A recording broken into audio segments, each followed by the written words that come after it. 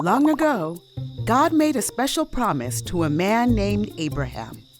God's promise was that Abraham's family, the Israelites, would be God's special people and one day live in a great land.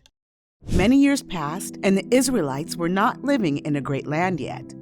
Actually, they were slaves in Egypt. They needed God's help badly, and God heard them.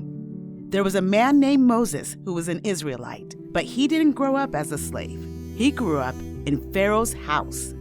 Pharaoh was the king of Egypt. Moses stayed there until he ran away and lived in the desert. One day, Moses was taking care of sheep when he saw something really strange. A bush was on fire, but it wasn't burning up. Moses moved closer to get a better look. God saw what Moses was doing, and he called out from inside the bush, "Moses!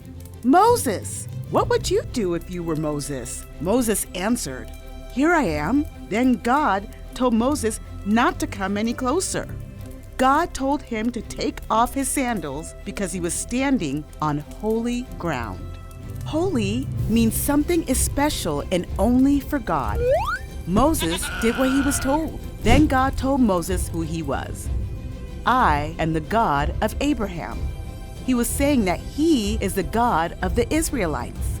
Moses was talking with the God who had made Abraham that special promise many years before.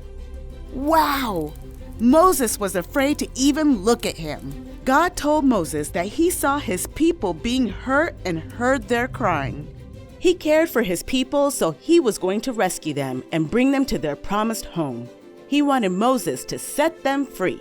Moses didn't believe he could do something so big, but God promised to be with Moses. Then Moses asked for God's name so he could tell the people who had sent him. God said to Moses, "I am who I am. Here's what you must say to the Israelites. Tell them, 'I am has sent me to you.' I am.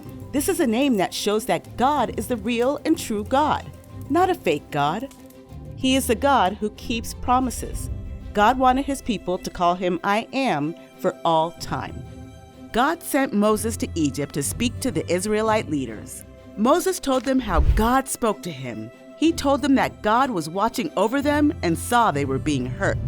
Then Moses told them how God planned to rescue them from slavery and take them to the great land he had promised them. God was going to show his people that he is the God who rescues his people. And someday, he would do an even greater rescue. Soon, the people would know that God hears and sees his people.